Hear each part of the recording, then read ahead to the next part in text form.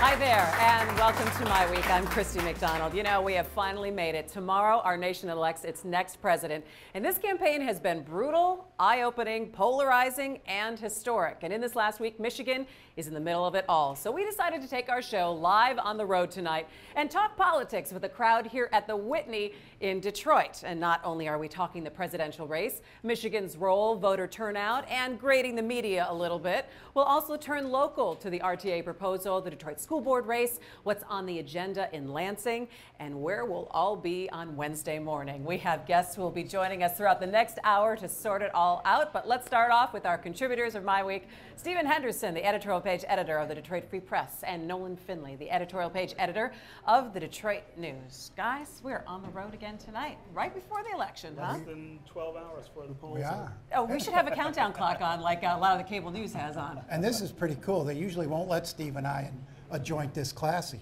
It's a pretty highbrow place for It you. is. I like it, but I like that we're talking politics tonight here the night before the election. So we've talked about so many different facets of this race, but Stephen, let me start with you. What are some of the things that have stood out with you that we have gone through this entire process in electing our next president? Well, I mean, you think about all of the things that have happened, all the things that have been said, all of the things that have been done 40, 50 years from now. I think historians will be looking back at this election as one that stands out from the others. I mean, you think about the historic election of the first black president in 2008 and all the sort of history that attended that. I don't think this election pales in any sort of comparison. I mean, the choice that people are making, the extraordinary candidacy we've seen on the Republican side, this is history. We're living it. And 40 or 50 years from now, like I said, people will be looking back at what we did and why. You know, Noel, even in the spring we were talking about that we didn't really even think that we'd see a Donald Trump candidacy, and now here we are right now with a race that is very close. Yeah, and the one thing we really didn't expect is that at this point of the game, Michigan would be considered in play. We've got the candidates finishing up their campaigns here tonight in Michigan, and I've never seen that in the years I've been covering politics. Michigan's in the spotlight. We didn't expect it, and if Michigan's in play, I've said that all along, if Michigan's in the play, you can't predict where this election is going to go tomorrow. And it's been interesting because Michigan has been in and out, and then last week you said, forget it. Michigan is not in play. But you had the president here, you had Hillary Clinton here today, you had Donald Trump here yesterday. Donald Trump is using Michigan as one of the states that he thinks he can flip to find an electoral path to the presidency. It's one of only a few states. And so that's getting us more attention than we would normally have this time of year. I don't really think his chances are all that strong. Anything can happen, of course, but he's not led in any poll up to this point. Nobody really wins an election. And yet, Steve, very difficult to do that without that happening. And yet, Steve, the Clinton camp sees something here, or they wouldn't take they're the defending. bait. Right. She's been here today. Yeah, Bill, Chelsea. The president was here today. The president was here. They see something. This is not just they see Donald Trump making a play. They've got to ward it off. They got to get their voters out, and that's going to be the big issue here.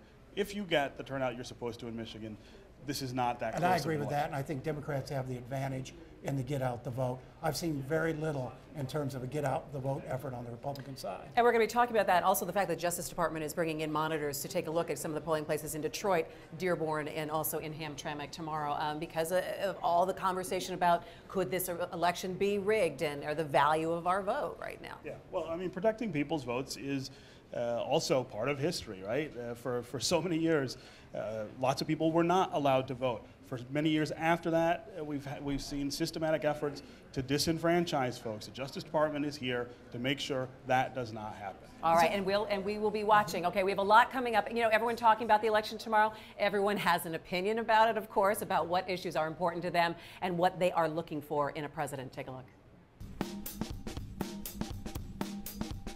By y'all bashing each other, that's not giving us no picture of what y'all trying to do and how y'all trying to help us, you know what I'm saying? I know I don't want Trump.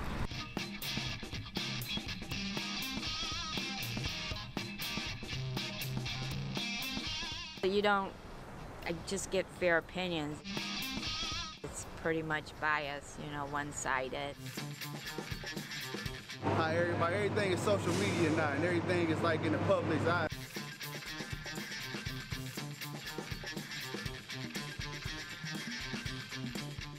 Skeptical about the whole big picture.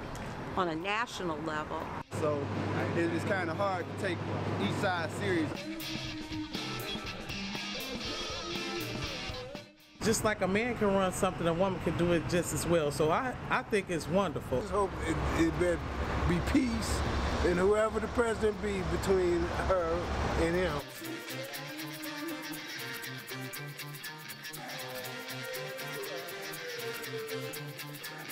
I would like to see the country come together as a whole. All right, so let's go ahead and take a look at some of the key factors influencing the presidential race in Michigan. Help me welcome back some familiar faces to MiWeek. Dennis Darnoy, a Republican strategist, and Howard Edelson, a Democratic strategist. Guys, it's great to have you back. You know, we ended up talking, we had a primary show, and little did we know where we'd be now so many months down the road. Let me start with you, Howard. When we look at Michigan and the fact that it is so pivotal now at these end stages, what makes Michigan so important that the candidates are coming here? Well, electoral votes, certainly, and if you want to win the presidency, Michigan is critical.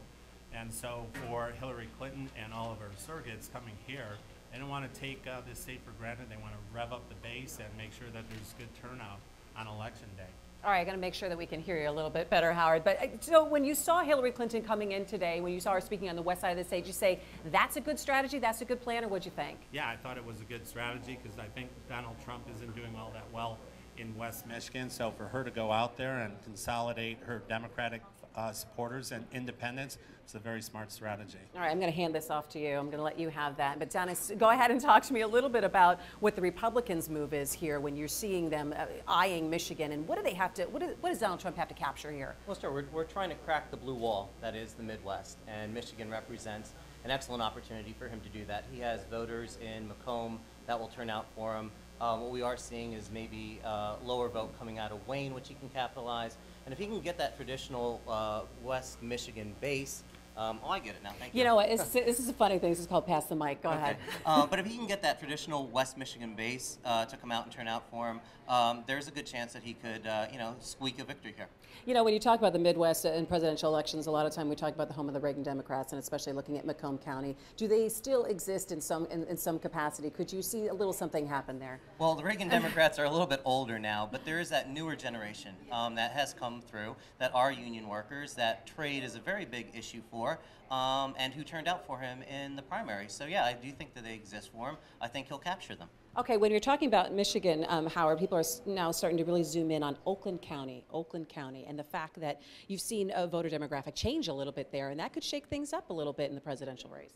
It can. There's the demographics, and then there's certainly Oakland County women, suburban women, and how they vote. And so it's an important county. Donald Trump has done everything he can to alienate women and African Americans. The list goes on and on. So that is an important county for Hillary Clinton to take and Democrats to take. So when Howard goes through the laundry list of everything he says that Donald Trump or everyone he has alienated, how do you think that his candidacy has still resonated here in the state of Michigan?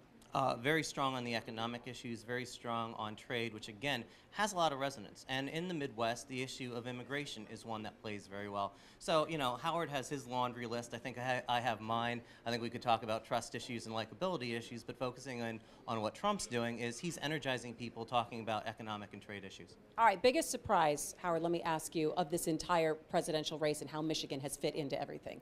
Biggest surprise probably was the FBI coming out and getting involved in politics, and in terms of Michigan playing in this presidential, is that it's still in play, and that everyone needs to turn out to vote and vote for Hillary Clinton. All right, we're going to have to see what the turnout is. All right, I'm going to let you have the last word, Dennis, though, in terms of some of the biggest surprises you've seen. The biggest surprise is that we have both major presidential candidates in Michigan with 12 to 14 hours to go before the polls are closed. So that clearly shows you where the state of the race is. And as Stephen said, if the president's here, if Hillary's here, it's because they're worried.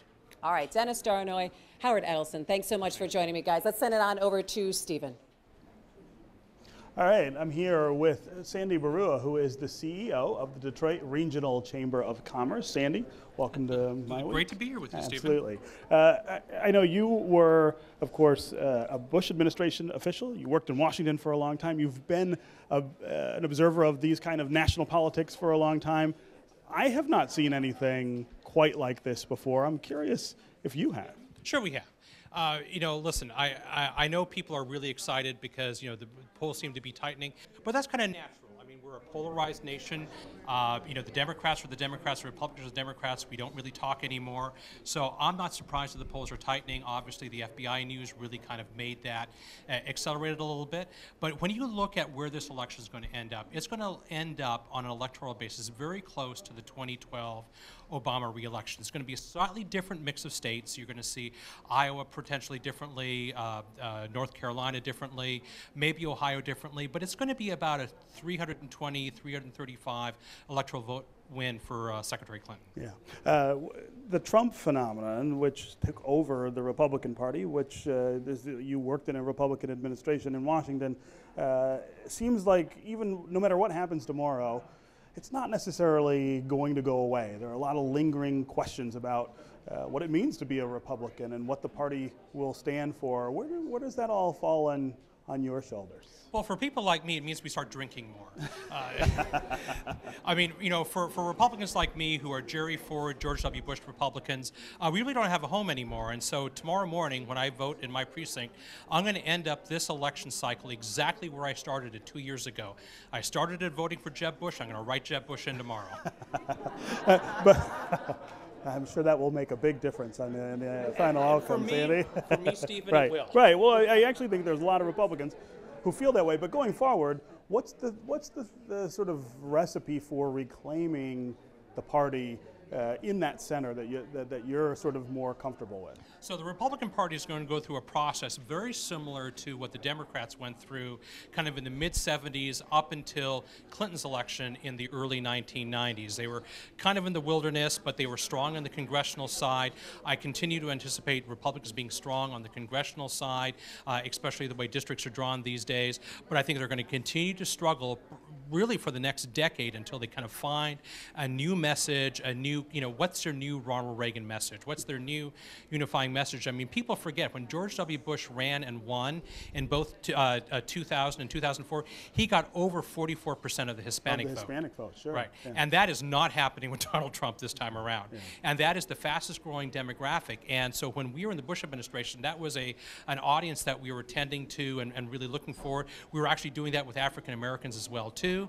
But the party's obviously lost that vision. Got to get back there. All right. Sandy Berroa, CEO of the Detroit Regional Chamber of Commerce. Thanks for being here. Thanks, Stephen. All right. Back to you, Nolan.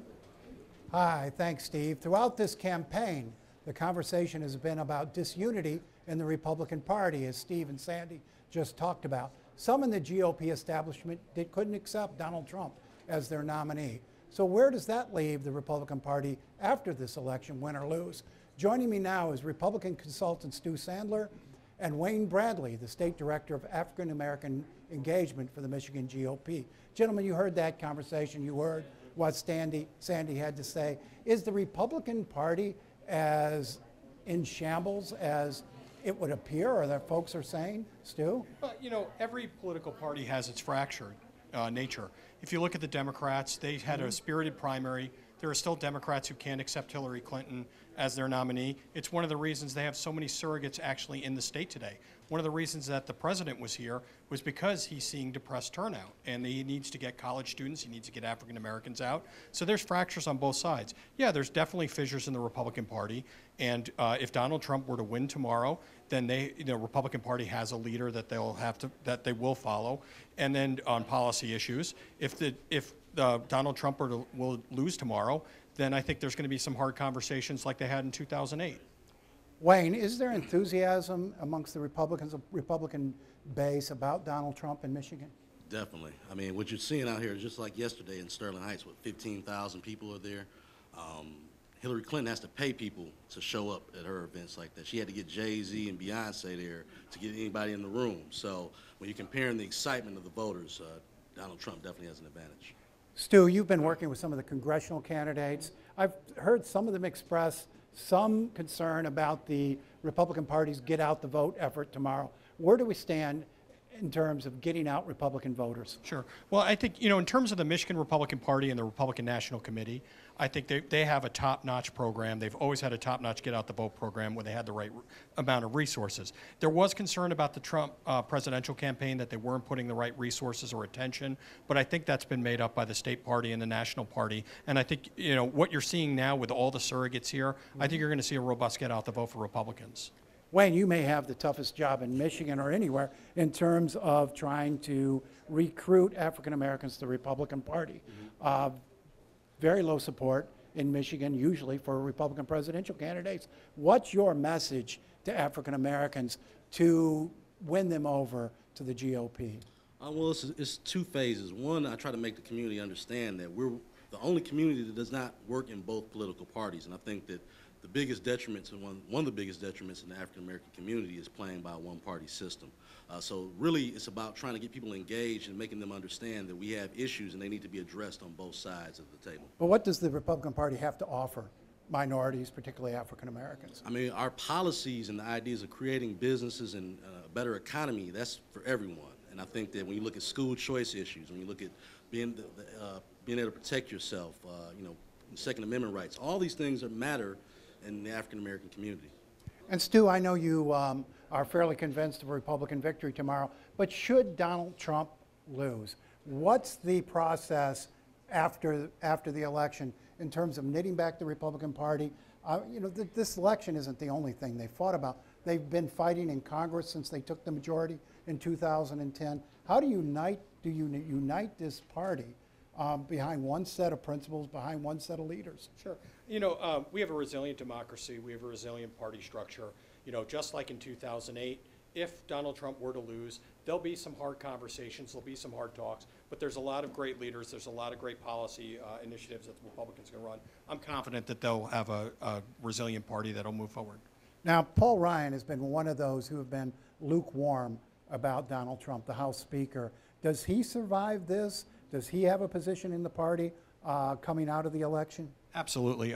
Speaker Ryan has a thankless job. He's got a really tough job to do, but people really respect him. He's going to have to put a coalition together, and he can. He's an amazing leader, and he'll persevere. Now, Wayne, finally, there's been a lot of discussion about who these Trump supporters are, whether they're traditional Republicans or whether they're new to the party. What's your observation? I think it's all of the above. I think you have new people that have felt like politicians on both sides have not listened to them. I've had young African Americans walk into my office in Detroit and say they want to get involved in the Trump campaign because they don't trust Hillary. There's a lot of distrust in my community in regards to Hillary Clinton. Will they stay with the party once the election's over if Trump doesn't win? That's a good question. We'll have to see after Tuesday. But I mean, a lot of these people are definitely Trump supporters first and not necessarily party people. Well, thanks, Stephen. You've got another guest. I do. There's been a tireless media coverage campaign during this campaign, and throughout it all, some people have actually blamed the media for giving Trump too much attention or not holding Clinton accountable. How has media coverage shaped this election? With me now is WDIV Channel 4 anchor Devon Skillion. Devon, welcome. Hey, Stephen. It's always good to be back with you. So I waited a long time to ask you this question in front of a camera. Why are you doing such a bad job? It's a really good question, but I have told you quite seriously that when all this is over, the press really needs, we've got a lot of soul searching to do. We're in a bit of a crisis. We did help create the Trump candidacy at the expense of all of those other Republican candidates early on. I can't think of anybody else that Meet the Press would take on the phone, but they were willing to do that with Donald Trump. We also, though, have reached what I call a post-truth world, where you've got an awful lot of the media trying to do the fact-finding and the truth-telling and say, well, this isn't true, but this is, and people aren't believing us. And that's a real crisis for journalism. Yeah. So how do you pull it back? I mean, we won't see, I don't think, another campaign quite like that of Donald Trump anytime soon. I mean, there is an anomalous sort of dynamic to this. I mean, I've used this analogy before. It's sort of a little like watching Oldsmobiles run off the line in an auto plant, and all of a sudden there's this other strange vehicle that's got the wheels on the top, and maybe it's on fire, but everyone wants it all of a sudden. Everyone's buying it. I mean, there was sort of necessary attention paid to him. How do you sort so. of deal with that after the election? Well, it's really difficult to think of us all dealing with it as one. I always laugh when people talk about the media's agenda. You get 5 reporters together, they can't even agree on what to have for lunch. And if there is an agenda, nobody's including me on the emails, or I'm not going to the meetings. Don't say emails in this Yes, you're good point, fair point, good point. Sorry. But I also, it is kind of nuts, though, the way that we've ended up where we are today, given that we rely, our stock and trade really is sort of the idea of the truth. And yet, there's no premium on that. Now, when you say that you don't think that we'll have another candidacy like this, I do think that we have found, that the politicians have found there is another way, and that is to go all the way around us.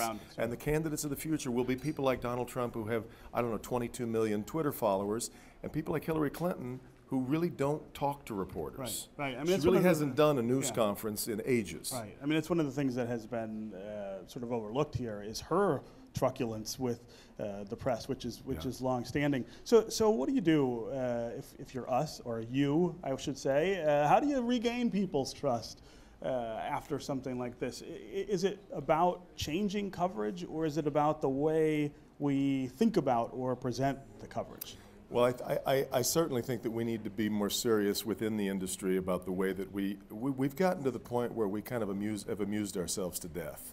I always tell people that when I was in journalism school, I was taught that the primary function of a journalist was to go out and find the things that are important and then come back and try to make them interesting. Today we get it backwards. We go out, we find crap that's interesting, and we try to make it seem important.